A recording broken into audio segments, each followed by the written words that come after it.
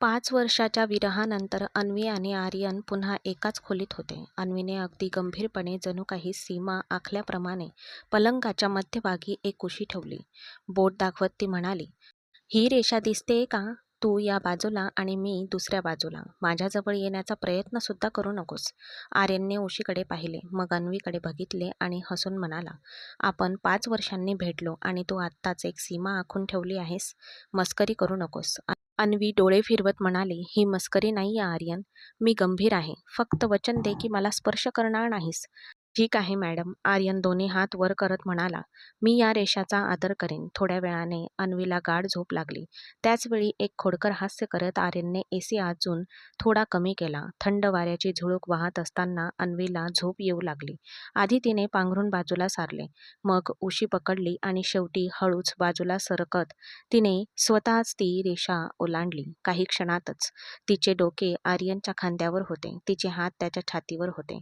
आर्यनने खाली उशीकडे पाहिले, जी आता पलंगाच्या कडेवर असहाय्यपणे पडली होती, जणू काही आपला पराभव झाल्याचा शोक करत होती. तो हलकेच हसला आणि अन्वीच्या कानात कुजबुजला, "तुम्ही रेषा आखली होती मॅडम, आणि आता तुम्हीच ती तोडली आहे." अन्वी झोपेतच काहीतरी पुटपुटली आणि आणखी जवळ सरकली. आर्यन हसला. काही वेळापूर्वीच इतके कठोर नियम बनवणारी ही तीच मुलगी आहे असे वाटत नव्हते. त्याने हळुवारपणे पांघरून सरळ केले आणि स्वतःशीच विचार केला, "मला वाटत होतं की कदाचित हा वियोग संपायला अजून 5 वर्ष लागतील. फक्त एक थंड रात्र आणि एक विश्वासघातकी उशी पुरेशी होती."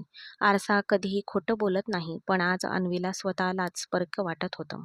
मरून रंगाची साडी तिच्यावर खूप सुंदर दिसत होती, पण डोळ्यातील काजळ गेल्या 5 वर्षापासून तिच्या मनात रेंगाळणाऱ्या आठवणी लपू शकले नाही. "अन्वी, लवकर कर, तुझे सासरचे सारखे बोलवतायत." तिच्या आईच्या आवाजातील घाबरलेपण स्पष्ट दिसत होते. अन्वीने एक दीर्घ श्वास घेतला आणि थरथरत्या हातांनी साडीचा पदर सावरला. "ते माझे सासरचे नाहीत आई. ते फक्त कागदावरचं नातं आहे. नाहीतर सगळं 5 वर्षापूर्वीच संपलं." तिच्या आवाजात दडलेली वेदना स्पष्ट जाणवत होती. "बाळा, आज पार्टी म्हणजे फक्त एक पार्टी नाहीये. त्यांना सगळं काही ठीक करायचं आहे. आर्यनच्या आईवडिलांनी तुला स्वतः यायला सांगितले आहे." तिची आई तिच्या खांद्यावर प्रेमाने हात ठेवत म्हणाली, "तुला सगळं काही ठीक करायचं आहे का?"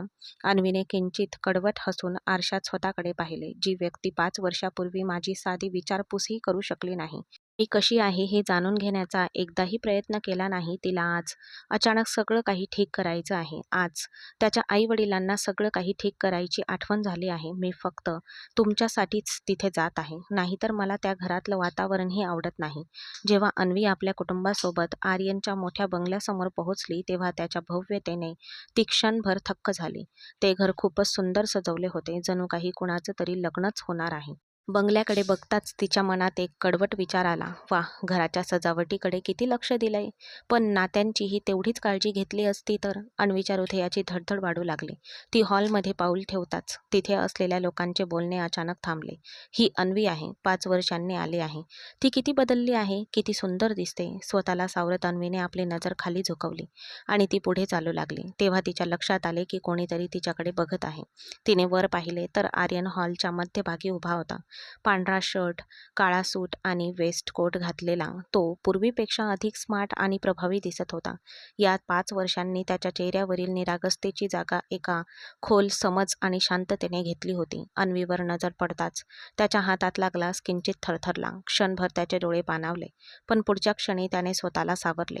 आर्यनकडे बघून अन्वीच्या मनात पुन्हा एक विचार बोचला, "हा माणूस किती विचित्र आहे. गेल्या 5 वर्षात त्याने माझी विचारपूसही केली नाही आणि आज तो माझ्याकडे अशा नजरेने बघत आहे, जणू काही हा सगळा नशिबाचा दोष आहे, त्याचा नाही." अन्वीने पटकन आपली नजर दुसरीकडे वळवली, पण तिच्या हृदयाची धडधड तिच्या नियंत्रणाबाहेर होती. ती हॉलच्या एका कोपऱ्यात उभी राहिली, जिथून तिला आर्यन दिसत होता, पण आर्यनला सहजासहजी तिच्याकडे बघता येणार नाही. अन्वी आर्यनकडे बघत होती, जो सर्व पाहुण्यांना अभिवादन करत होता. पण त्याची नजर पुन्हा पुन्हा त्याच कोपऱ्याकडे जात होती जिथे ती उभी होती. तेवढ्यात एक अनोळखी आकृती तिथे दिसली. एक जड आवाज तिच्या कानात घुमला, "या घरात पुन्हा पाऊल ठेवण्यासाठी खूप हिंमत लागते." मागे न वळताही अन्वीला कळून चुकले की तो आर्यन आहे. त्याच्या परफ्यूमचा तोच जुना सुगंध हवेत दरवळत होता, जो तिला इच्छा असूनही विसरता आला नव्हता. "मी 5 वर्षापूर्वी हिंमत गोळा केली आर्यन." जेव्हा मला या नात्याचं ओझं एकटीने सहन करावं लागत होतं, अन्वीने तुटकपणे उत्तर दिले. ओझे. आर्यन आता तिच्या अगदी जवळ उभा होता. त्याच्या आवाजातील वेदना स्पष्ट जाणवत होती. हे नातं ओझं नव्हतं अन्वी.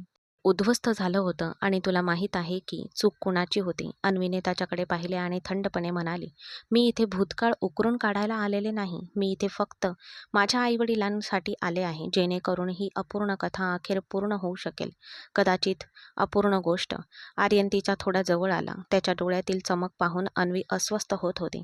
मग तिच्या मनात विचार आला, 5 वर्षापूर्वीच तू माझ्या इतक्या जवळ उभे राहण्याचा हक्क गमावला आहेस.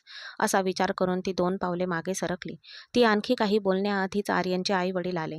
त्यांनी अन्वीचे प्रेमाने स्वागत केले, पण तिला असे वाटत होते जणू कोणीतरी तिला हळूहळू अशा वाटेवर ढकलत आहे जिथे परत येण्याचा तिला कोणताही मार्ग उरणार नाही. जेवताना सुद्धा आर्यनचे डोळे तिचा पाठलाग करत होते. अन्वी स्वतःला सांगत राहिली की ती त्याचा तिरस्कार करते, पण तिचे मन ते मानायला तयारच नव्हते. ती चिडचिडीने स्वतःशी म्हणाली, तू माझ्याकडे असा का बघत आहेस? जेव्हा गरज होती तेव्हा माझ्याकडे बघायला हवं होतं. तेव्हा तू मागे वळून पाहिलं नाहीस. पार्टी संपायला लागली होती आणि पाहुणे एक एक करून निघू लागले. मग आर्यनचे वडील असे काहीतरी म्हणाले, ज्याची अन्वीने अपेक्षा देखील केली नव्हती. अन्वीच्या वडिलांकडे पाहत ते म्हणाले, गेली 5 वर्षे खूप कठीण गेले आहेत. मुलांकडून चुका झाल्या, गैरसमज झाले. पण आम्हाला आता आणखी उशीर करायचा नाही. आज अन्वीने तिच्या सासरच्या घरीच राहावं अशी आमची इच्छा आहे. आज आम्हाला तिचा निरोप घ्यायचा आहे. हे ऐकून अन्वीचा चेहरा फिका पडला. तिने घाबरून आपल्या आईवडिलांकडे पाहिले. नाही, हे कसं होऊ शकतं? मी मी यासाठी तयार नाही. तिचा आवाज इतका क्षीण झाला होता की जणू शब्द तिच्या तोंडातून बाहेर पडत नव्हते. बाळा, आम्हा सर्वांना हेच हवं आहे. तिचे वडील मान झुकवत म्हणाले आणि अन्वीने रागाने आर्यनकडे पाहिले, जो अन्वीकडे पाहत होता आणि शांतपणे हे सर्व ऐकत होता. काहीतरी बोल आर्यन, तुला हे सगळं ठीक वाटतंय का? आर्यनने एक दीर्घ श्वास घेतला आणि तो सर्वांसमोर उभा राहिला. जर अन्वीला इथे राहायचं नसेल, तर तिच्यावर जबरदस्ती करू नका बाबा. मी हे ओझं 5 वर्ष एकट्याने वाहिलं आहे आणि आता मी कोणावरही जबरदस्ती करणार नाही. जर तिला वाटत असेल की आमचं नातं संपलं आहे, तर ही गोष्ट इथेच, आजच कायमची संपवून टाकूया. त्याच्या आवाजात इतकी उदासीनता होती की अन्वीचे हृदय तुटले. कोणती गोष्ट संपवायची आहे तुला? आर्यनच्या वडिलांचा स्वर आता कठोर झाला होता. अन्वी, वर तुझ्या खोलीत जा. मला माहीत आहे की तुला तुझी खोली चांगलीच आठवते.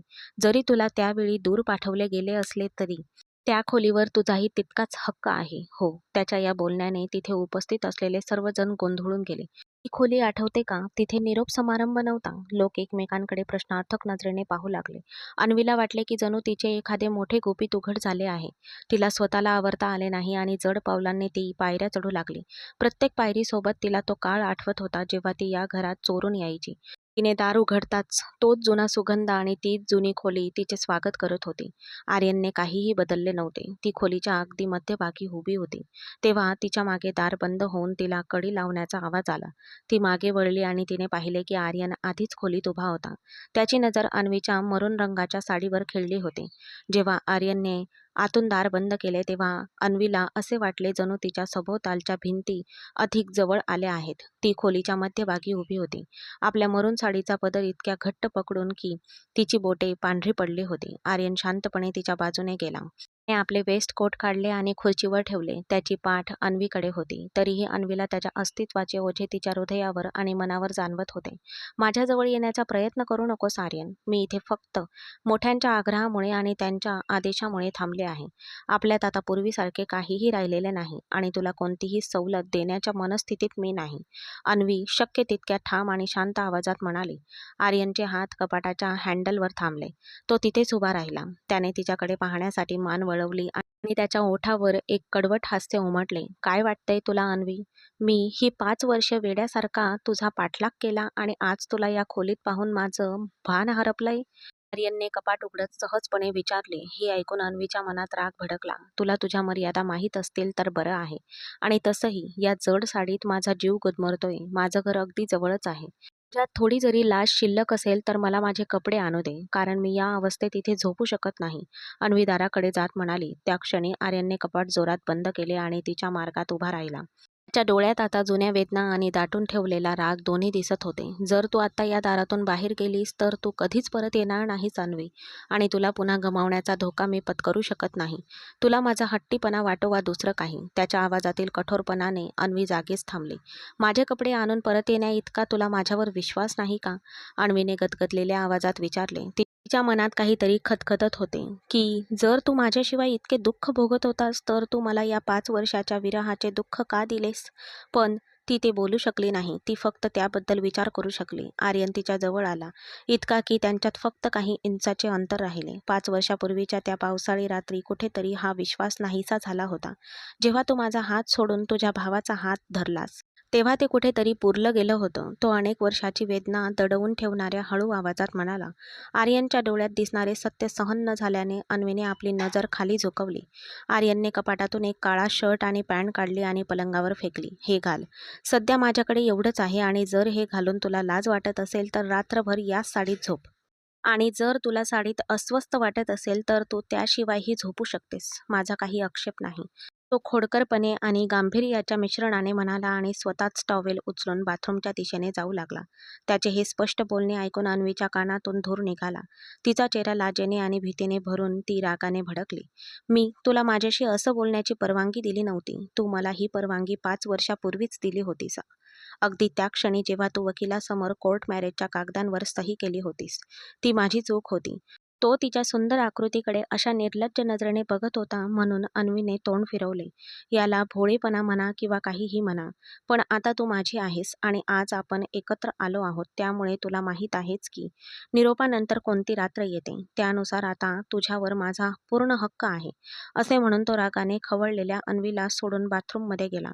अन्वी बराच वेळ त्या कपड्यांकडे बघत राहिली. ती आर्यनचे कपडे कसे घालू शकते या विचाराने ती सतत चिडत होती. पण तिच्या साडीच्या टाचण्या तिला आता किंचित टोचू लागल्या होत्या. थोड्या वेळाने आर्यन बाथरूममधून बाहेर आला तेव्हा त्याने फक्त पॅन्ट घातली होती आणि त्याच्या ओल्या केसातील पाण्याचे थेंब त्याच्या रुंद छातीवर पडत होते. अन्वीने लगेच आपला चेहरा दुसरीकडे वळवला. पटकन आपले कपडे गोळा केले आणि स्वतःला बाथरूममध्ये कोंडून घेतले. जेव्हा ती बाहेर आली तेव्हा आर्यन पलंगाला टेकून एका फाईलकडे पाहत होता. पण ज्या क्षणी त्याची नजर अन्वीवर पडली त्या क्षणी त्याच्या हातातून फाईल जवळजवळ खालीच पडली. आर्यनचा काळा शर्ट अन्वीला खूप मोठा होत होता आणि तिने आपल्या या बाह्या दुमडलेल्या होत्या. काळी जीन्स आणि विस्कटलेले ओले केस ती एखाद्या अप्सरेपेक्षा कमी दिसत नव्हती. मेकअप नसलेला लाजेने लाल झालेला चेहरा इतका निरागस दिसत होता की आर्यनच्या हृदयाची धडधड चुकली. आर्यन हळूच पलंगावरून खाली उतरला आणि अन्वीच्या दिशेने जाऊ लागला. घाबरलेली अन्वी मागे हटण्याचा प्रयत्न करू लागली. भिंतीने तिला अडवले. आर्यनने आपले दोन्ही हात भिंतीवर ठेवले आणि तिच्याकडे एकटक पाहत थांबला. तू म्हणाला होतास की जवळ येणार नाहीस आर्यन. अन्वीचा श्वास जलद झाला. मी तुला हेही सांगितलं होतं की मला तुला आता गमवायचं नाहीये. आर्यन हळू आवाजात म्हणाला. तुझी उदासीनता आणि राग हे सगळं खोटं आहे अन्वी. तुझे डोळे आजही तेच सांगतात जे 5 वर्षापूर्वी सांगत होते. आर्यनचा हात हळूच अन्वीच्या केसांकडे सरकला पण अन्वीने तो लगेच झटकून टाकला. आता याचा काहीच उपयोग नाही आर्यन, मला सोडून दे. मी फक्त वडीलधाऱ्यांमुळे इथे थांबले आहे आणि आपल्यात असं पुन्हा कधीही होणार नाही. तिने त्याला दूर ढकलले, स्वतःला त्याच्यापासून वेगळे केले. अन्वी पटकन पलंगाकडे गेली. जास्तीच्या उशा उचलल्या आणि पलंगावर ठेवला. तिने पलंगाच्या अगदी मधोमध एक लांब रेषा ओढली, जणू काही एक सीमाच आखत होती.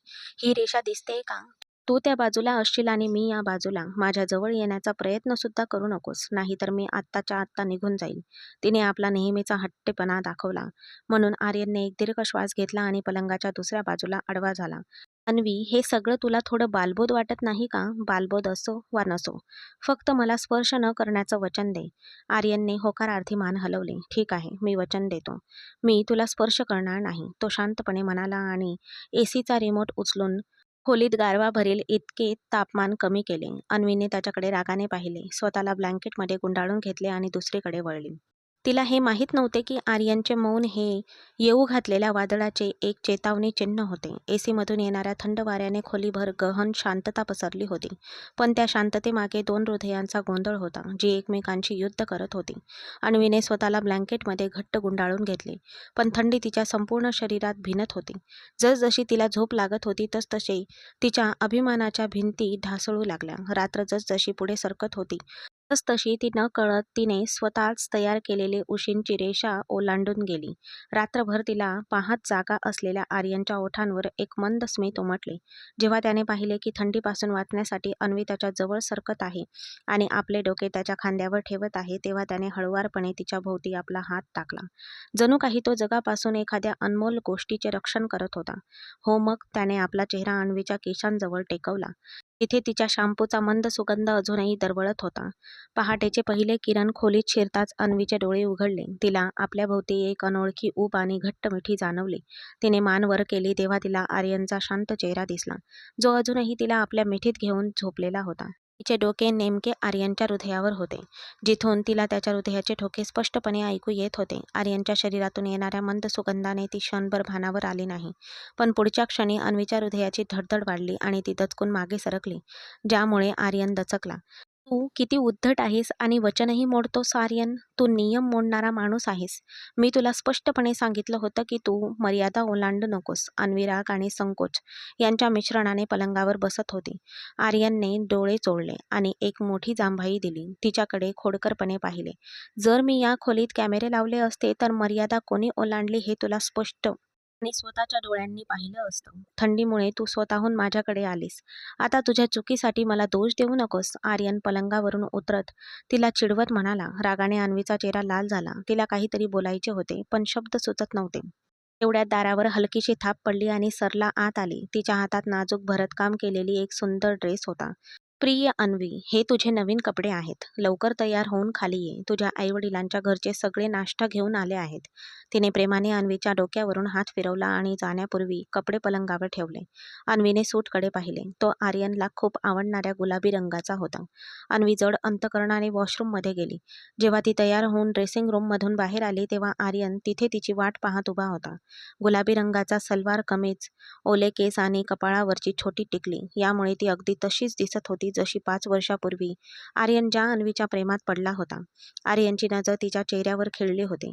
आठवतंय का अन्वी, जेव्हा तू पहिल्यांदा माझ्या घरात चोरून आली होतीस तेव्हा तू अगदी याच रंगाचे कपडे घातले होतेस. आर्यन हळू आवाजात म्हणाला. त्याच्या आवाजात आता उपहासाचा लवलेश नव्हता, तर केवळ निखळ प्रेम होते. आपला दुपट्टा सावरत असताना अन्वीने हात थांबवले. ती वेळ निघून गेली आर्यन. आता त्या गोष्टी बोलण्यात काहीच अर्थ नाही. खाली सगळे आपली वाट पाहत आहेत. आपण निघायला हवं. त्याची नजर टाळत ती म्हणाली. आर्यनने तिचा रस्ता अडवला आणि तिच्या कपाळावर आलेल्या केसांची एक बट बाजूला सारली. आपण खरंच पहिल्यासारखे राहू शकत नाही का? ती एक घटना आपल्या संपूर्ण आयुष्यावर हावी होईल का? आर्यनच्या प्रश्नाने अन्वी आतून हादरून गेली, पण तिने स्वतःला सावरले आणि काहीही उत्तर न देता खोलीतून बाहेर पडली. खाली हॉलमध्ये दोन्ही कुटुंब नाश्त्याच्या टेबलापाशी त्यांची वाट बघत होते. अन्वी आणि आर्यन हे असे भासवत होते की त्यांच्यात सर्व काही ठीक आहे, पण त्यांच्या डोळ्यातील तणाव घरातील वडीलधाऱ्यांच्या नजरेपासून लपवता आला नाही. उद्या किंवा परवा रिसेप्शन ठेवायचं ठरतंय, सागरने घास घेत सुचवलं आणि सगळे त्याच्याकडे पाहू लागले. नाही बाबा, एवढी घाई काय आहे? आपण 1-2 दिवसांनी ठेवूया, म्हणजे आपल्याला व्यवस्थित तयारी करता येईल. हे रिसेप्शन सगळ्यांच्या लक्षात राहावं अशी माझी इच्छा आहे. आर्यन अन्वीकडे पाहत अर्थपूर्णपणे म्हणाला. गेल्या काही दिवसात आर्यन तिला त्याच्या प्रेमाकडे परत खेचण्याचा प्रयत्न करत आहे हे अन्वीला जाणवत होते आणि ही भीती तिला सतावत होती. आर्यनच्या प्रेमासमोर आपला राग आणि द्वेष आवरता येईल की नाही याची तिला खात्री नव्हती. जेव्हा आर्यन रिसेप्शनच्या खरेदीसाठी गाडी घेऊन निघाला तेव्हा एका अज्ञात भीतीने अन्वीच्या मनात धडकी भरली. आर्यनने तिच्या वस्तू गाडीत ठेवल्या. त्याने एक जुनी गझल वाजवली, जी 5 वर्षापूर्वी त्याच्या प्रत्येक प्रवासाचा एक भाग असायची. तुझ्या डोळ्यात रमले की घरासारखं वाटतं. तुझ्याशिवाय या हृदयाचा प्रत्येक क्षण एका प्रवासासारखा वाटतो. तुझ्या श्वासाच्या उबदारपणात ही मी हरवून जातो. तुझ्याशिवाय प्रत्येक ऋतू निरर्थक वाटतो.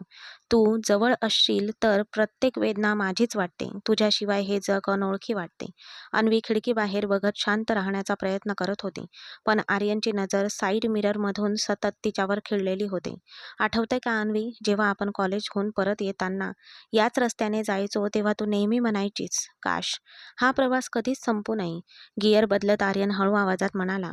अन्वीने एक दीर्घ श्वास घेतला आणि मग तिखटपणे उत्तर दिले. रस्ते संपलेले नाहीत आर्यन, फक्त त्यावरून चालणारे माणसं बदलली आहेत.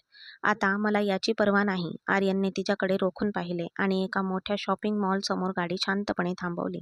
आत गेल्यावर तो तिला फक्त लग्नाचे कपडे विकणाऱ्या एका बुटीकमध्ये घेऊन गेला. अन्वीची नजर एका सोनेरी भरत काम केलेल्या सौंदर्यात अतुलनीय अशा मॅक्सीवर पडली. पण पण तिची किंमत पाहून ती मागे हटली. आर्यनने तिच्या डोळ्यातील चमक ओळखली होती. त्याने सेल्स गर्लला तोच ड्रेस ट्रायलसाठी देण्याचा इशारा केला. "मी हा घालणार नाही आर्यन, खूप जड आहे."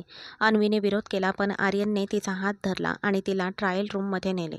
"माझा तुझ्यावरच्या प्रेमापेक्षा महत्त्वाचं काहीच नाही. अन्वी, घे आणि घालून बघ." आर्यनच्या आवाजात तोच जुना जिव्हाळा होता, ज्यामुळे अन्वी नेहमीच तयार व्हायची. थोड्या वेळाने जेव्हा ती त्या सोनेरी ड्रेसमध्ये बाहेर आली, तेव्हा जणू संपूर्ण बुटीक उजळून निघाले. आर्यन क्षणभर थांबला, तिच्याकडे पाहत. तिच्या डोळ्यात अशी चमक होती की कुणाचेही हृदय वितळू शकले असते. आर्यन हळूच तिच्या जवळ सरकला आणि तिच्या गळ्यातील साखळी व्यवस्थित करू लागला. जेव्हा त्याची बोटे अन्वीच्या मानेला लागली, तेव्हा तिच्या संपूर्ण शरीरातून एक शिरशिरी गेली. "गेल्या 5 वर्षापासून मी जे स्वप्न पाहत होतो, तू अगदी तशीच दिसतेस, माझी वधू, माझी अन्वी." आर्यन तिच्या कानाजवळ हळू आवाजात म्हणाला. अन्वीचा श्वास जणू थांबला. तिला त्याला दूर ढकलायचे होते, पण तिने आपले हात आर्यनच्या शर्टला घट्ट पकडले होते. "आर्यन, असे करू नकोस. जे घडले ते मी विसरू शकत नाही," ती दबक्या कमजोर आवाजात म्हणाली. आर्यनने तिचा चेहरा आपल्या हातात घेतला आणि तिच्या डोळ्यात पाहत म्हणाला, "खरंच तुझं मनही तेच म्हणतंय का?" त्या क्षणी बुटीकच्या शांततेत दडलेली अस्वस्थता इतकी तीव्र होती की अन्वीला वाटले की ती आता सत्य सांगणारच, पण तिने स्वतःला आवरले आणि चेहरा दुसरीकडे वळवला. खरेदीनंतर आर्यन तिला तिच्या आवडत्या आईस्क्रीम पार्लरमध्ये घेऊन गेला. आर्यन तिथे बसून आईस्क्रीम खात असताना थोडी क्रीम तिच्या ओठांच्या कोपऱ्याला लागली. टिश्यू उचलण्याऐवजी आर्यनने हात पुढे करून बोटाने ते पुसले आणि अन्वी क्षणभर पूर्णपणे स्तब्ध झाली. तिला तिच्या कानात तिच्या हृदयाचे ठोके ऐकू येत होते. "तुला काही फरक पडत नाही, असं तू अजूनही म्हणशील का?" त्याने पुन्हा विचारले. अन्वीने लगेच चेहरा दुसरीकडे वळवला. तिच्या चेहऱ्यावर एकाच वेळी लाज आणि रागाने लाली पसरली. त्याच वेळी आर्यनचे काही जुने मित्र तिथून जाताना दिसले. मित्रांनी त्यांना पाहिले. "अरे, म्हणजे तुम्ही दोघे शेवटी एकत्र आलातच. आम्हाला वाटत होतं की त्या रात्रीनंतर सगळं संपलं." अन्वी गाडीकडे परत जात असताना तिच्या मनात एकच प्रश्न घोळत होता. आर्यनचे मित्र कोणत्या रात्रीबद्दल बोलत होते? त्यांना तिच्या आयुष्याबद्दल सगळं काही माहीत होतं का? आर्यन खूप वेगाने गाडी चालवत होता आणि त्याच्या चेहऱ्यावर तणाव स्पष्ट दिसत होता. रिसेप्शन कक्षात पाऊल ठेवताच अन्वीला जणू दुसऱ्याच जगात आल्यासारखे वाटले. तिच्या सोनेरी मॅक्सीची चमक आणि हॉलमधील दिव्यांचा प्रकाश यामुळे ती एखाद्या राजकुमारीसारखी दिसत होती. पण तिच्या मनात एक विचित्र अस्वस्थता होती, ज्यामुळे तिला क्षणभरही आराम मिळत नव्हता. तिच्या बाजूला उभा असलेला आर्यन फिकट तपकिरी रंगाच्या वन पीस सूटमध्ये अत्यंत आकर्षक दिसत होता. त्याचा हात अन्वीच्या कमरेवर होता. जणू त्याला संपूर्ण जगाला हाच संदेश द्यायचा होता की ही स्त्री त्याची आहे आणि कोणीही तिला त्याच्यापासून हिरावून घेऊ शकत नाही. मंचावर बसलेल्या अन्वीच्या लक्षात आले की आर्यनचे तेच मित्र आपापसात हळू आवाजात गप्पा मारत तिथून जात होते. "बघ यार, किती सुंदर जोडी आहे." अखेर त्यांना त्यांचे प्रेम मिळालं. नाहीतर त्या रात्रीच्या गोंधळानंतर मला वाटलं होतं की आर्यन तिला कधीच माफ करणार नाही. त्याच्या मित्राचे शब्द वितळलेल्या शिशासारखे अन्वीच्या कानावर आदळले. "तो माफ करणार नाही? पण कोण?" आर्यनने तिला माफ करायचं होतं की तिने आर्यनला माफ करायचं होतं? अन्वीच्या हृदयाची धडधड वाढू लागली आणि तिने आर्यनकडे पाहिले, जो हसत लोकांना अभिवादन करत होता, पण त्याचा जबडा घट्ट आवळलेला होता. रेखा मला सांगत होती की तिनेही हे सगळं ऐकलं होतं. समारंभानंतर जेव्हा ते दोघे त्याच खोलीत परत आले, तेव्हा खोलीतील वातावरणच बदललं होतं. लाल फुलांचा सुगंध आणि मंद प्रकाशाने अन्वीच्या संवेदना सुन्न झाल्या होत्या. ती घाबरली आणि कपडे बदलायला बाथरूमकडे वळली. पण आर्यनने तिचा हात पकडून तिला स्वतःकडे ओढले. "कुठे चाललीस प्रिये? आज आपल्यामध्ये उषा येणार नाहीत." आर्यनच्या आवाजात तोच जोर होता, जो अन्वीने 5 वर्षापूर्वी अनुभवला होता. "आर्यन, प्लीज मला सोडून दे. मला हे सगळं विसरायचं आहे. मी अजून तयार नाही." अन्वी गयावया करत म्हणाली. तिचे डोळे पाण्याने भरले होते. "अन्वी, अजून किती काळ? आपण अजून किती काळ एकमेकांपासून पळत राहणार? तू माझी पत्नी आहेस, माझी पत्नी. मी 5 वर्ष तुझ्या स्पर्शासाठी तळमळत होतो आणि आता मी आणखी थांबू शकत नाही." आर्यनने तिचा चेहरा आपल्या हातात ठेवला आणि तिच्या डोळ्यात पाहिले, जिथे प्रेम आणि भीती यांच्यात युद्ध सुरू होते. मग अगदी हळुवारपणे तिच्या डोक्यावरून दुपट्टा काढला आणि आपले ओठ तिच्या कपाळावर टेकवले. अन्वीचे संपूर्ण अस्तित्व थरथरले. आर्यनच्या जवळीकीच्या जादूने तिच्या 5 वर्षाच्या रागावर मात केल्यामुळे तिचा प्रतिकार कमी होऊ लागला. आर्यन तिच्या मानेजवळ झुकला आणि तिच्या कानात कुजबुजला, "तू तू त्या सोनेरी पोशाखात अगदी सुंदर दिसत आहेस की मला फक्त तुझ्याकडे पाहावंसं वाटत आहे. तू खरंच माझा तिरस्कार करतेस का? फक्त मला एकदा सांग. अन्वीच्या कानात कुजबुजला आणि हळुवारपणे आपल्या ओठांनी तिच्या कानाला स्पर्श केला. त्याचवेळी त्याचे हात हळूहळू आणि खोडकरपणे अन्वीच्या कमरेवर सरकत होते. अन्वीला त्याच्या हाताचा स्पर्श सहन होत नव्हता. तो सहन करूनही अन्वी हुंदके देऊ लागली. तिने आपले हात आर्यनच्या रुंद खांद्यावर ठेवले आणि त्याचा शर्ट मुठीत घट्ट पकडला. अन्वीचा खोल श्वास आणि हृदयाची जलद धडधड यावरून आर्यनला थोडासा इशारा मिळाला. तो धुंदीत तिच्या मऊ ओठांवर झुकला. तिला असह्य सोडून आणि जेव्हा आर्यन खाली सरकला तेव्हा अन्वी लाजेने लाल होऊन एका कुशीवर वळली. तिच्या खांद्यावरून त्याने आपले ओठ टेकवत त्याने त्याच्या प्रेमाचा शिक्कामोर्तब केला आणि जेव्हा आर्यनने तिच्या ड्रेसची झीप उघडली तेव्हा अन्वीने नकार दिला नाही. उलट मागे वळून तिने त्याला मिठी मारली. ती सर्व काही विसरली होती. तिचा राग, तिचा द्वेष. तिला फक्त एवढेच आठवत होते की तिच्यासमोर तिचा प्रियकर, तिचा नवरा आर्यन उभा होता, ज्याच्यासाठी ती गेल्या 5 वर्षापासून तळमळत होती. त्याने दिवे बंद करून तिला पलंगावर नेले. तो तिच्या कोमल अस्तित्वात विलीन झाला. त्या रात्री सर्व बंधने पुसली गेली. आर्यनच्या प्रेमाच्या उबदारपणात सर्व कटुता वितळून गेली आणि ते दोघे एकमेकांच्या अस्तित्वात विलीन झाले. 1 वर्षांची तळमळ त्या एका रात्रीत धुवून गेली होती. दुसऱ्या दिवशी सकाळी जेव्हा अन्वीने डोळे उघडले तेव्हा तेजस्वी सूर्यप्रकाशाने खोली भरून गेली होती. तिने स्वतःला आर्यनच्या मजबूत बाहूंमध्ये पाहिले. पण जेव्हा तिला त्या रात्रीचा प्रत्येक क्षण आठवला आणि भूतकाळातील कटुता पुन्हा तिच्या हृदयाला टोचू लागली, ती रडत रडत अंथरुणावरून उठू लागताच आर्यनने तिचा हात पकडून तिला स्वतःकडे ओढले. "काय झालं अन्वी? तू आता का रडत आहेस?" आर्यनने काळजीने विचारले. "मी हे सगळं करायला नको होतं आर्यन. मी तुला अजून माफ केलेले नाही. तुझ्या मूर्खपणामुळे मी सहन केलेली 5 वर्षाची लाज आणि एकटेपणा मी विसरू शकत नाही." रडत रडत अन्वीने आपला हात सोडवण्याचा प्रयत्न केला, पण आर्यनचा चेहरा गंभीर झाला. त्याने तिला खांद्यावरून पकडून स्वतःसमोर बसवले. "तू सगळं का विसरत नाहीयेस? मी असं काय केलं की तू मला अजूनही माफ करू शकत नाहीस? त्या दिवशी पावसात फक्त माझीच चूक होती का? आपण दोघेही मूर्ख होतो." "अन्वी, तेव्हा आपलं वय किती होतं?" आर्यनच्या आवाजात आता दुःख आणि पश्चाताप होता. "मूर्खपणा? आर्यन, तू माझ्या भावाला मारण्याचा प्रयत्न केलास. तू माझ्या घरच्या प्रतिष्ठेला डाग लावलास. मी 5 वर्ष घरापासून दूर राहिले. लोक मला सतत टोचून बोलायचे की लग्नानंतर मी माझ्या नवऱ्याच्या घरी का गेले नाही." अन्वी रडली. आर्यनने तिचे पाय धरले आणि तो जमिनीवर बसला. "मी तुझ्या पाया पडतो अन्वी. मी चूक केली हे कबूल करतो. पण तू या 5 वर्षाचा बदला आपल्या संपूर्ण आयुष्याने घेणार का? या 5 वर्षापूर्वी आपल्यात जे काही घडलं ते तुला आठवत नाही का?" आर्यनच्या प्रश्नाने कथेला एक नवीन वळण मिळाले. 5 वर्षापूर्वी सकाळच्या सावल्या अधिक गडद होत होत्या आणि अन्वी कपडे वाळत टाकत आपल्या घराच्या गच्चीवर उभी होती. पण तिची नजर शेजारच्या घराच्या गच्चीवर खिळून राहिली होती. अन्वी अजून दुसऱ्या वर्षात होती. तिचा निरागस चेहरा आणि कमरेपर्यंत लांब सडक केस पाहून कोणाचेही हृदय धडधडू शकले असते. अचानक भिंतीकडून एक हलकीशी शिट्टी वाजली आणि आर्यनचा हसरा चेहरा समोर आला. "अन्वी, केस ओले असताना गच्चीवर येत जाऊ नकोस. असं मी तुला किती वेळा सांगितलंय?" "माझं हृदय अनावर होतं," आर्यन खोडकळपणे म्हणाला.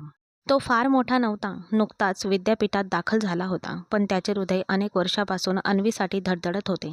अन्वी लाजून लाल झाली आणि डोक्यावरचा दुपट्टा सावरत दुसरीकडे वळली. "आर्यन, तू किती उद्धट आहेस. कोणी पाहिलं तर? आणि तसंही माझा भाऊ घरी आहे. त्याला तू अजिबात आवडत नाहीस." ती हळू आवाजात म्हणाली आणि आर्यनने एक लांब उडी मारून मधल्या छोट्या भिंतीवर उडी मारली. "तुझ्या भावाला कोण घाबरतं? मी फक्त त्या दिवसाची वाट बघतोय जेव्हा मी ताठ मानेने घरी येईल आणि म्हणेन, 'अन्वी माझी आहे.'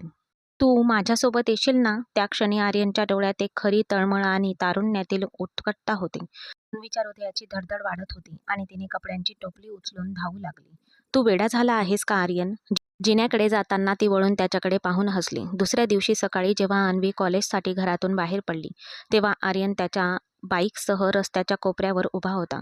जेव्हा अन्वी त्या रस्त्यावर आली तेव्हा तो बाईक तिच्या जवळ घेऊन गेला आणि म्हणाला, "चल, आज मी तुला कॉलेजला सोडतो." आर्यन चष्मा सावरत म्हणाला, "तुला वेड लागलंय का? भाऊ तुझा पाठलाग करत असेल. इथून निघ." अन्वीने घाबरून आजूबाजूला पाहिले. "तुझा भाऊ आता नाश्ता करतोय. मी त्याला खिडकीतून पाहिलं. चल, नाहीतर मी रस्त्यावर ओरडून सांगेन की माझं तुझ्यावर प्रेम आहे." आर्यनची निरागस धमकी कामी आली होती. अन्वी लाजत लाजत बाईकच्या मागच्या सीटवर बसली आणि आर्यनने अचानक ॲक्सिलेटर दाबला. वाऱ्याने अन्वीचा दुपट्टा उडाला आणि आरशात तिच्याकडे वारंवार बघत आर्यन हसला. आर्यन हळू चालव, मला भीती वाटते. अन्वीने आर्यनच्या खांद्यावर हलकासा हात ठेवला आणि ते एका स्पर्शाने आर्यनच्या अंगात एक लहर पसरली. घाबरू नकोस अन्वी, जोपर्यंत मी आहे तुला काहीही होणार नाही. कॉलेजला जाताना वाटेतल्या एका शांत बागेजवळ त्याने बाईक थांबवली. आपण इथे का थांबलो आहोत? मला उशीर होतोय. अन्वी घड्याळाकडे बघत म्हणाली. फक्त 5 मिनिट अन्वी, मला तुला काहीतरी सांगायचं आहे. आर्यनने बाईक पार्क केली आणि तो तिच्या समोर उभा राहिला. अन्वी, मला माहीत आहे की आपण अजून फार मोठे झालो नाहीत. आपल्याला खूप काही करायचं आहे. पण मी तुझ्याशिवाय माझ्या आयुष्यातल्या एका क्षणाचाही कल्पना करू शकत नाही. काहीही झालं तरी तू मला सोडून जाणार नाहीस. असं वचन देशील का? आर्यनने तिचा हात आपल्या हातात घेत विचारलं. अन्वीने त्याच्या निरागस डोळ्यांकडे पाहिलं, जे फक्त त्याच्यासाठीच प्रेमाने भरलेले होते. अन्वी, वचन दे. मी वचन देते आर्यन, काहीही झालं तरी मी नेहमी तुझीच असेन.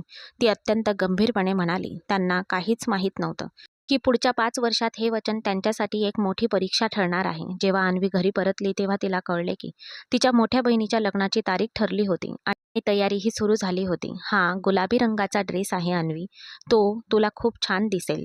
तो तिला एक सूट दाखवत म्हणाला. अन्वीला लगेच आर्यनची आठवण झाली.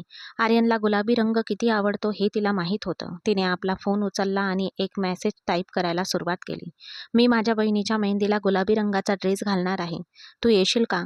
आर्यनचं उत्तर लगेच आलं. मी तुझ्या भावामुळे घरी येऊ शकत नाही, पण तुला या रंगात पाहण्यासाठी मी काहीही करेन अन्वी. तुला एकदा तरी माझ्या घरी यावंच लागेल. मला तुला पाहायचं आहे. तिच्या हृदयाची धडधड वाढली. आर्यनच्या घरी जाणे धोकादायक होते, पण तिचे प्रेम तिला प्रत्येक धोका पत्करायला भाग पाडत होते. अखेरीस मेहंदीची रात्र आली. ती मेहंदीची रात्र होती आणि संपूर्ण घर ढोलकीच्या आवाजाने आणि अत्तराच्या सुगंधाने भरून गेले होते. पण अन्वीचे मन मात्र दुसरीकडेच होते. तिने चांदीचे काम केलेला गुलाबी रंगाचा ड्रेस घातला होता. तिचे केस गजऱ्यांनी सजलेले होते आणि तिचे डोळे आर्यनला भेटण्याच्या उत्सुकतेने भरलेले होते.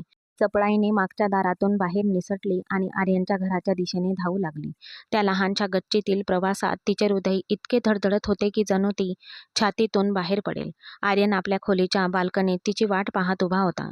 अन्वी खोलीत शिरताच आर्यन जागेवरच थिजून गेला. तो गुलाबी रंग त्याचा आवडता होता. जणू काही तो तिच्या सौंदर्याला पराकोटीला नेत होता. अन्वी, तू तू एखाद्या देवदूतासारखी दिसतेस, आर्यन हळू आवाजात म्हणाला आणि सावकाश तिच्या दिशेने सरकू लागला. अन्वी लाजून आपली नजर खाली झुकवली. तिच्या गालावर लाजेची लाली पसरली. मला परत जायला हवं. जर कुणाला कळलं तर मला मारून टाकतील, ती थापा टाकत म्हणाली. आर्यन जवळ आला आणि त्याने तिचे हात आपल्या हातात घेतले. तिच्या बोटांच्या पोरांवर लागलेल्या मेहंदीचा सुगंध त्याच्या हवेत दरवळला. अन्वी, तुला असं बघून माझ्या अंगावर काटा येतोय, आर्यन खोडकरपणे म्हणाला आणि मग अगदी हळूच त्याने तिचा चेहरा आपल्या हातात घेतला. अन्वीने घाबरून त्याच्या शर्टला आपल्या मुठीत घट्ट पकडले. तिच्या चेहऱ्यावरचा निरागसपणा तिच्या वर खाली होणाऱ्या लांब दाट पापण्यांमधून प्रतिबिंबित होत होता आणि तिचे हळूहळू थरथरणारे गुलाबी ओठ आर्यनची परीक्षा घेत होते. तो स्वतःला आवरू शकला नाही. मोठ्या भक्तीने त्याने आपल्या बोटांच्या टोकाने तिचे मऊ ओठ दाबले, ज्यामुळे अन्वीच्या तोंडातून एक खोल हुंदका बाहेर पडला. आर्यन, तू काय करतोयस? तिचा आवाज थरथरत होता. काही नाही, मी फक्त हा क्षण माझ्या डोळ्यात टिपतोय. आर्यन तिच्या कानाच्या जवळ झुकत कुजबुजला. त्या क्षणी त्यांना ना जगाची भीती होती ना उद्याची चिंता. आर्यनने आपला फोन काढला आणि तिचे फोटो काढायला सुरुवात केली. अन्वी, तुला माहीत आहे का, जेव्हा तू अशी लाजतेस तेव्हा मला इथेच वेळ थांबावासा वाटतो, आर्यन कॅमेऱ्याच्या क्लिक करत म्हणाला आणि अन्वी त्याला चिडवत म्हणाली. ठीक आहे, आणि अभ्यासाचं काय? तू म्हणायचास की मला एक महान माणूस आणि श्रीमंत व्हायचं आहे. आर्यन हसला. त्याने पुन्हा तिचा हात धरला आणि तिला जवळ ओढले. तुझं प्रेम मला जगातला सर्वात श्रीमंत माणूस बनवतं अन्वी. मला आणखी कशाचीही गरज नाही. ते हसत खेळत गप्पा मारत राहिले. तेवढ्यात अचानक त्यांच्या रस्त्यावरून कोणीतरी चालत येत असल्याचा आवाज आला. अन्वीचा चेहरा फिका पडला. आर्यन, बहुतेक भाऊ आला असेल, मला जायला हवं. ती त्याच्या मिठीतून सुटली. आर्यनने तिला थांबवण्याचा प्रयत्न केला, पण ती पटकन जिन्याकडे धावली. जाताना ती मागे वळून आर्यनकडे पाहून हसली. जेव्हा ती घरी पोहोचली तेव्हा तिचा भाऊ दिवाणखान्यात उभा होता. त्याच्या डोळ्यात संशय भरलेला होता. अन्वी, तू कुठून येत आहेस आणि तू इतक्या वेगाने श्वास का घेत आहेस? अन्वीच्या भावाच्या प्रश्नाने जणू तिच्या पायाखालची जमीन सरकली. मी फक्त थोडी ताजी हवा घ्यायला मागच्या गच्चीवर गेले होते. ती खोटं बोलली, पण तिच्या हृदयाने तिला सांगितलं की काहीतरी चुकीचं घडणार आहे. त्याच रात्री अन्वीला आर्यनचा फोन आला. अन्वी, मला खूप अस्वस्थ वाटते. मला वाटते की आपण आता दुरावणार आहोत. आर्यनच्या आवाजात नेहमीचा खोडकरपणा नव्हता. उलट एक विचित्र भीती होती. नाही आर्यन, आपण लग्न करायचं ठरवलं आहे. त्यामुळे सगळं काही ठीक होईल. अन्वीने त्याचं सांत्वन केलं, पण तिला हे माहीत नव्हतं की त्याचं प्रेम लवकरच एका अशा अग्निमय वादळातून जाणार होतं, जे सगळं काही बदलून टाकणार होतं. पुढचे काही दिवस यश तिच्यावर बारीक लक्ष ठेवत होता आणि तिला कॉलेजला सोडायलाही यायचा. कारण एके दिवशी त्याने त्या दोघांना गच्चीवर पाहिलं होतं. बोलता बोलता त्याने त्यांना रंगेहात पकडले. आता ते फक्त मोबाईल फोनवरच संपर्कात होते. त्याच काळात त्यांनी गुपचूप लग्न करायचे ठरवले होते. आणि मग एके दिवशी आर्यन तिला खरोखरच कोर्टात घेऊन गेला, जिथे त्यांच्या काही मित्रांच्या उपस्थितीत त्यांचे लग्न झाले. अन्वीच्या आग्रहावरून तो तिला मंदिरात घेऊन गेला. कारण कारण तिलाही मंदिरातच लग्न करायचं होतं. मंदिरात पुजाऱ्यासमोर 7 फेऱ्या मारताना अन्वीचे हात थरथरत होते. आर्यन तिच्या भांगेत कुंकू भरत आणि गळ्यात मंगळसूत्र घालत असताना त्याच्या डोळ्यातील आनंद स्पष्ट दिसत होता. तर दुसरीकडे अन्वीचा चेहरा चिंतेने फिका पडत होता. लग्नाचे विधी पूर्ण झाल्यावर आणि पुजारी निघून गेल्यावर त्या छोट्याशा मंदिराच्या खोलीत शांतता पसरली. तेव्हा अन्वीला वाटले जणू काही तिने तिच्या आयुष्यातील सर्वात मोठे पाऊल उचलले आहे. आर्यन पुढे सरकला आणि त्याने तिचे थंडगार हात आपल्या हातात घेतले. त्याचे डोळे विजयाच्या भावनेने चमकत होते, पण अन्वीच्या चेहऱ्यावर मात्र अस्वस्थता स्पष्ट दिसत होती. अन्वी, तू आता माझी बायको आहेस, कायमची. आर्यन हळू आवाजात म्हणाला. अन्वीने एक दीर्घ श्वास घेतला आणि आपले मनगट सोडवण्याचा प्रयत्न केला. आर्यन, आपण आता निघायला हवं. मी घरी सांगितलं होतं की मी माझ्या मैत्रिणीकडे जात आहे. जर मी अजून जास्त वेळ बाहेर राहिले तर भैयाला संशय येईल. तिने अस्वस्थपणे आपला दुपट्टा सावरला. तू इतकी का घाबरत आहेस? आपलं लग्न तर आधीच झालंय. आर्यन तिला समजवण्याचा प्रयत्न करत होता. कोणतं लग्न आर्यन? अन्वीने काळजीने त्याच्याकडे पाहिले. मंदिरातलं हे लग्न फक्त आपल्या दोघांमध्येच आहे. जगाच्या नजरेत आणि माझ्या भावाच्या नजरेत मी अजूनही तीच अन्वी आहे, जिच्या लग्नाची स्वप्ने दुसरीकडे पाहिली जात आहेत. माझा एकच उद्देश होता की आपलं लग्न व्हावं, जेणेकरून मला ही मनःशांती मिळेल की मी तुझी आहे. पण आता मला घरी जावं लागेल. मी आता कोणालाही सांगू शकत नाही. आर्यनने थोड्या निराशेने मान हलवली. ठीक आहे, तुझ्या म्हणण्याप्रमाणे मी तुला तुझ्या घराच्या जवळ सोडतो. तू शांतपणे आत जा. कोणालाही कळणार नाही. आपण योग्य वेळेची वाट पाहू आणि मग सर्वांना सांगू. आता गाडीने जाणं धोकादायक आहे. तो कदाचित पुढच्या रस्त्याने येत असेल. आपल्याला मागच्या कच्च्या रस्त्याने जावं लागेल. बाहेर ढगांचा गडगडाट होत होता. ते थोडे पुढे सरकले होते की मुसळधार पाऊस सुरू झाला. इतका दाट अंधार होता की काहीही स्पष्ट दिसत नव्हते. मग ते एका लहान घरासमोर थांबले, जिथे एकच बल्ब जळत होता. आर्यनने घाबरून दरवाजा ठोठावला आणि वृद्ध माणसाने दार उघडले. बाबाजी, आम्हाला थोडा वेळ निवारा हवा आहे. बाहेर मुसळधार पाऊस पडत आहे आणि आमची गाडी बंद पडली आहे.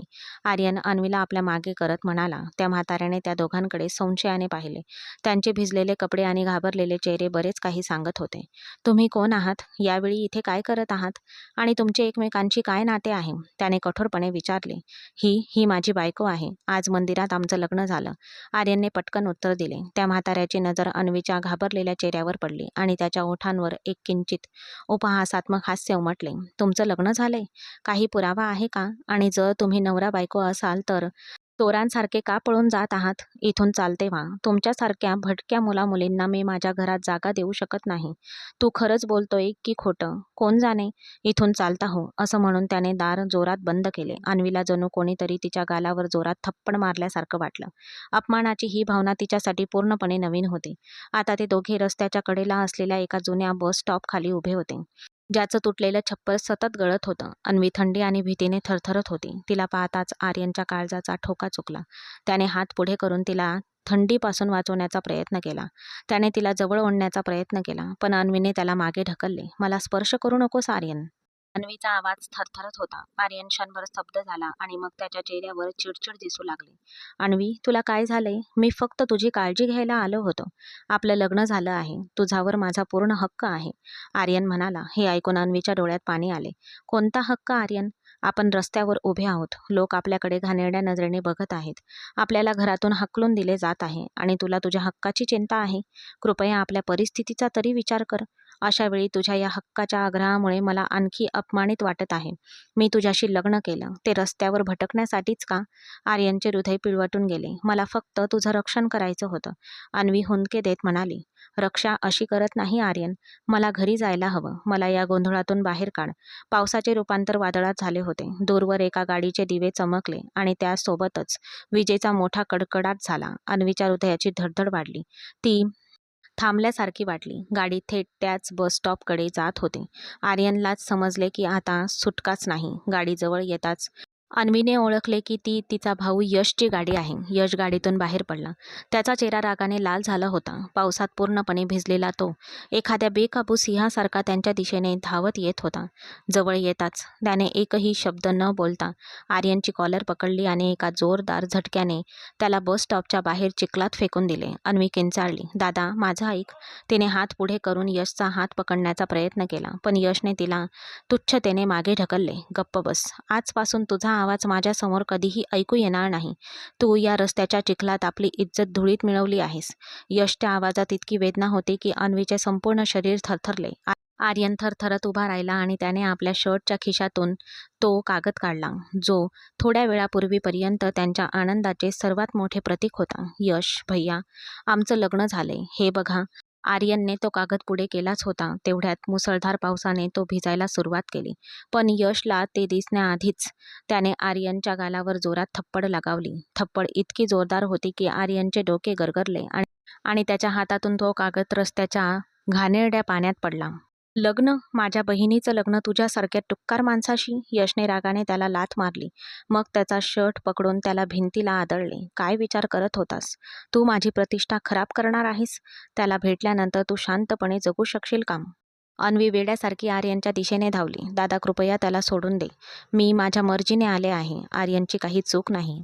पण तिच्या शब्दांनी यशचा राग आणखीनच भडकला. तो मागे वळला. त्याने अन्वीचे केस पकडले आणि तिला गाडीकडे ओढू लागला. अन्वी, तू तुझा निर्णय घेतला आहेस. आता माझा निर्णय बघ. आजपासून जर तू या माणसाचं नाव जरी घेतलंस तरी मी त्याला जिवंत सोडणार नाही. यशने तिला जबरदस्तीने गाडीच्या मागच्या सीटवर ढकलले आणि त्याने दार बंद केले.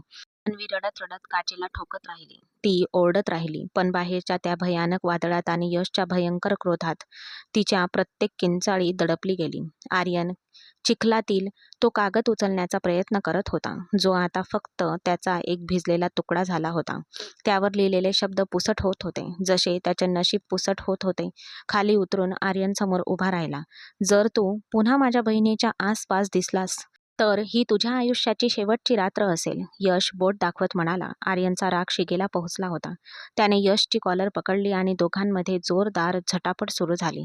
मुसळधार पाऊस आणि गडगडाट करणाऱ्या ढगांमध्ये ते एकमेकांवर तुटून पडले. अन्वी गाडीतून उतरली आणि त्यांना थांबवण्याचा प्रयत्न केला, पण कोणीही ऐकले नाही. अचानक रस्त्याच्या कडेला पडलेली एक जड लोखंडी सळई आर्यनच्या हातात पडली. त्याचे डोळे विस्फारले. तो इतका संतापला होता की अन्वी घाबरून गेली. त्याने ती सळई उचलली आणि थेट यशच्या दिशेने धावला. यश घाबरला आणि चिखलात पडला. आर्यन पूर्ण ताकदीने त्याच्या डोक्यात सळईने प्रहार करणार होता. आर्यन नाही. अन्वी किंचाळली. ती धावत आली आणि त्यांच्यामध्ये पडली, पण रागाने आंधळ्या झालेल्या आर्यनने तिला बाजूला ढकलले. अन्वी चिखलात पडली. त्या क्षणी एक तेजस्वी वीज चमकली आणि यश कसा तरी बाजूला घरंगळत गेला.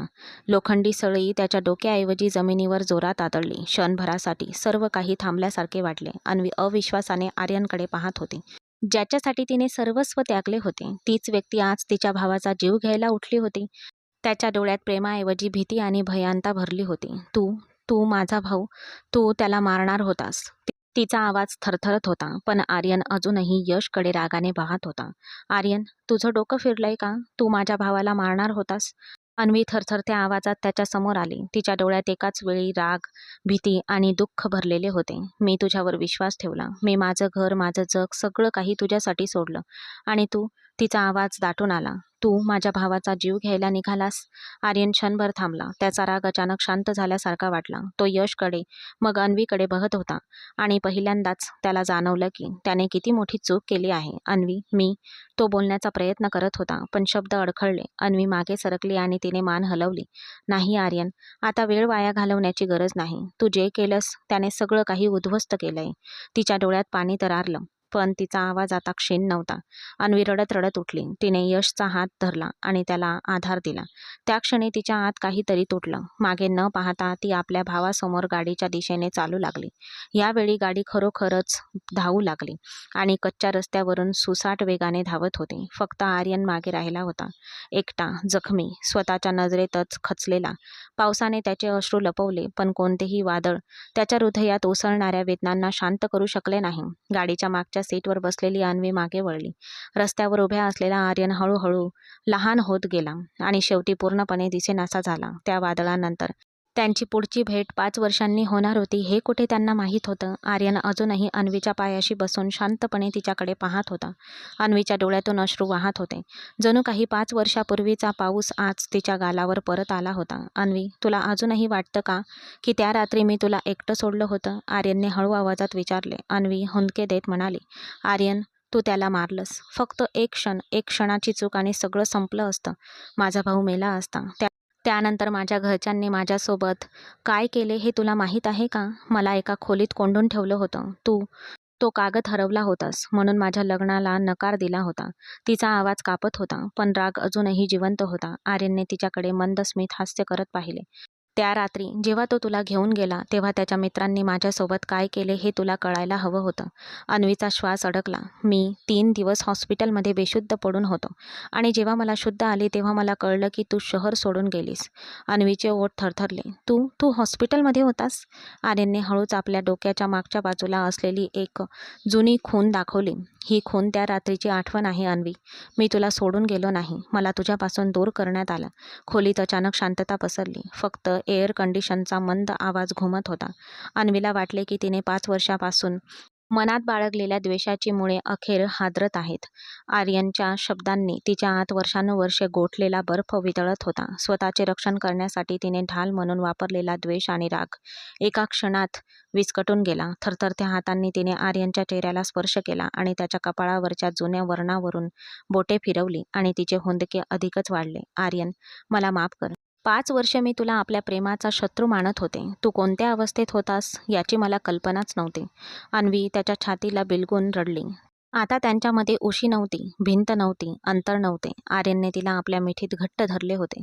जणू काही त्याला तिला आपल्या अस्तित्वाचाच एक भाग बनवायचे होते. मी तुझ्याकडे तक्रार करायला हवी होती अन्वी. तू माझ्यावर विश्वास का ठेवला नाहीस? आर्यन हळू आवाजात म्हणाला. पण आता नाही, आता नाही. मागच्या 5 वर्षांचा शोक करणार नाही. आता आपल्याकडून जे आयुष्य हिरावून घेतलं गेलं होतं ते आपल्याला जगायचं आहे. त्याने आपल्या बोटांनी अन्वीचे अश्रू पुसले आणि तिच्या डोळ्यात पाहिले, जिथे फक्त प्रेम आणि प्रेमच होते. मग हळुवारपणे आपल्या ओठांनी तिच्या ओल्या पापण्यांना स्पर्श केला. अन्वीने आपले डोके त्याच्या छातीवर टेकवले आणि डोळे मिटले. जणू काही अनेक वर्षांच्या थकव्यानंतर ती आपल्या गतव्यवस्थानी पोहोचली होती. पुढच्या काही सकाळ त्यांच्यासाठी स्वप्नापेक्षा कमी नव्हत्या. एके सकाळी जेव्हा अन्वी स्वयंपाकघरात नाश्ता बनवत होती तेव्हा आर्यन तिच्या मागून हळूच आला. तिच्या कमरेभोवती हात टाकला आणि तिला स्वतःकडे ओढले. आर्यन, तू काय करतोयस? आई बघेन. अन्वीने लाजून त्याला दूर ढकलण्याचा प्रयत्न केला, पण आर्यनने आपली हनुवटी तिच्या गालावर टेकवली आणि कुजबुजला. सर्वांना बघू दे. आर्यनचं त्याच्या बायकोवर किती प्रेम आहे असो, हे 5 वर्षाचं कर्ज आहे जे मी आता व्याजासहित वसूल करेन. त्याने अन्वीच्या हातातून चमचा घेतला, जो बाजूला ठेवला आणि तिला आपल्यासमोर वळवले. अन्वीचा फिकट पिवळा शर्ट आणि तिच्या केसातील फुलाने आर्यन मंत्रमुग्ध झाला. आर्यन पुढे झुकला आणि त्याने तिच्या कपाळावर चुंबन घेतले. मग हळुवारपणे अन्वीच्या कानात म्हणाला, अन्वी, तू या घराची शोभा आहेस. तुझ्याशिवाय या भिंती केवळ दगड होत्या. आता त्यांना श्वास मिळाला आहे. अन्वी हसली. तिने आपली नजर खाली झुकवली आणि आर्यनच्या छातीवर हात ठेवला. केवळ तिचे नाव ऐकताच त्याच्या हृदयाचे ठोके वाढत होते, जे तिला जाणवत होते. त्यांच्या लग्नानंतर काही दिवसांनी आर्यनने तिला आश्चर्यचकित करण्यासाठी एका सुंदर डोंगराळ ठिकाणी नेले होते. रात्रीची वेळ होती आणि ते हॉटेलच्या बाल्कनीत उभे होते, जिथे डोंगरांवर विखुरलेले दूरचे दिवे वाऱ्यांसारखे दिसत होते. एक थंड झुळूक अन्वीच्या केसांची खेळत होती. त्याचवेळी आर्यनने एक उबदार शाल आणून तिच्या खांद्यावर टाकली. तुला थंडी वाजेन माझ्या प्रिये, असे म्हणत त्याने तिला मागून आपल्या मिठीत घेतले. अन्वी आर्यनकडे वळून म्हणाली, आर्यन, कधी कधी मला वाटते की हे सगळं पुन्हा एक स्वप्नच आहे. आर्यनने तिचा हात घेतला आणि आपल्या हृदयावर ठेवला. तुला हे हृदयाचे ठोके ऐकू येत आहे का? जोपर्यंत ते आहेत तोपर्यंत हे स्वप्न नाही, हे खरं आहे आणि ते नेहमी तुझ्या सोबत असेल. मी तुला एका क्षणासाठीही माझ्यापासून दूर जाऊ देणार नाही. त्याने अन्वीला आपल्याकडे वळवले. तिचा चेहरा आपल्या हातात घेतला आणि तो तिच्या अधिक जवळ सरकला. त्या रात्री डोंगरांच्या शांततेत ते दोघे त्याने 5 वर्षापूर्वी अपूर्ण राहिलेली सर्व वचन पुन्हा एकदा घेत होते. आणि आता अन्वी पूर्वीसारखी राहिली नव्हती. आर्यनच्या प्रेमाने तिला पुन्हा तीच किंचित खोडकर, हसरी अन्वी बनवलं होतं, जी त्याला चिडवण्याची एकही संधी सोडत नसे. आज एका जवळच्या मित्राच्या घरी पार्टी होती आणि आर्यन तयार होत दिवाणखान्यात इकडून तिकडे फेऱ्या मारत होता. पण अन्वी बाहेर यायला तयार नव्हती. वैतागून आर्यनने दार उघडले तर ती अजूनही पांघरुणातच गुंडळून गाढ झोपेत होती. अन्वी, हा काय विनोद आहे? आपल्याला अर्ध्या तासात तिथे पोचायचं आहे आणि तू अजूनही स्वप्न बघत आहेस, आर्यन मोठ्याने म्हणाला. पण अन्वीने सहजपणे पांघरून चेहऱ्यावर ओढून घेतले. आर्यन, प्लीज, मला अजून थोडा वेळ झोपू देत. असो, या पार्ट्यांमध्ये जेवण नेहमी उशिरा दिलं जातं. तिचा आवाज ब्लँकेट खालून आला. आर्यनच्या ओठांवर एक खोडकर हास्य उमटले. म्हणजे मॅडम अशा उठणार नाहीत. त्याने ब्लँकेट झटकून बाजूला केले आणि अन्वी घाईघाईने उठली. पण तिला काही कळण्याच्या आतच आर्यनने तिला आपल्या मजबूत बाहूंमध्ये उचलले आणि तो बाथरूमकडे निघाला. आर्यन, हा काय उद्धटपणा आहे? मला सोड, मी पडेन. अन्वीने घाबरून त्याला मिठी मारली. जर तू सरळ उभी राहिली नाहीस तर तुला तुझ्या नवऱ्याला अशीच ताकद दाखवावी लागेल. आज मी तुला स्वतः बाथरूममध्ये सोडून येतो, आर्यन खोडकरपणे म्हणाला. आर्यन, तुला अजिबात लाज नाही. तू काय करतोयस? मी स्वतः जाते. मला खाली उतरव. अन्वीचा चेहरा लाजेने लाल झाला आणि ती त्याच्या छातीवर ठोसे मारू लागली. पण आर्यनने तिला थांबवले. त्याचा काहीच परिणाम झाला नाही. त्याने तिला बाथरूमजवळ खाली उतरवले आणि तिच्या कानाजवळ वाकून कुजबुजला. 5 मिनिटात बाहेर आले नाहीस तर मी आत येईन, हे लक्षात ठेव. आर्यनने आपल्याला गाफील पकडले आहे हे जाणून अन्वीने पटकन स्वतःला बाथरूममध्ये कोंडून घेतले. आरशात स्वतःला निहाळले आणि स्वतःच्याच वाढलेल्या हृदयाच्या ठोक्यांकडे पाहून ती हसली. थोड्या वेळाने जेव्हा ती तयार होऊन बाहेर आली तेव्हा आर्यन ड्रेसिंग टेबलजवळ उभा होता आणि घड्याळ पाहत होता. अन्वीने मागून हातांनी त्याचे डोळे झाकले. ओळख पाहू कोण? आर्यन हसला आणि तिचे हात हातात घेतले. हजारो सुगंधांमधूनही मी हा सुगंध ओळखू शकतो. ही माझी अन्वी आहे. त्याने तिला स्वतःकडे वळवले आणि तिच्या कपाळावर चुंबन घेतले. तू आज खूप छान दिसत आहेस. मला वाटतंय की मी माझा विचार बदलतोय. आपण पार्टी रद्द का करत नाही? अन्वीने त्याचे नाक ओढले. मुळीच नाही. आपण आता निघतोय, असं म्हणत ती हसत धावत बाहेर गेली. त्या रात्री परतल्यावर आर्यनने तिला मिठीत घेतले. अन्वी, आज 5 वर्षात पहिल्यांदाच मला शांत झोप लागली, कारण सगळ्यांसमोर तू पुन्हा माझी झाली आहेस. अन्वीने त्याच्या छातीवर डोकं टेकवलं आणि एक दीर्घ श्वास घेतला. तिला जाणवत होतं की आता त्यांचं आयुष्य म्हणजे केवळ आनंदच आनंद आहे.